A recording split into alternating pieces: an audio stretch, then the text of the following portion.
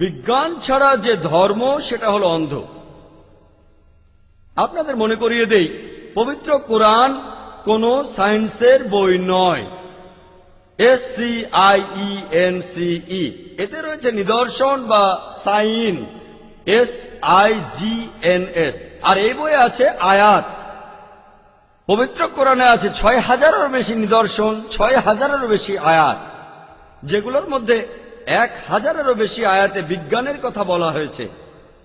কিছু কিছু মানুষ আছে যারা বিশ্বাস করে কোরআনের মাত্র একটা আয়াত শুনেই।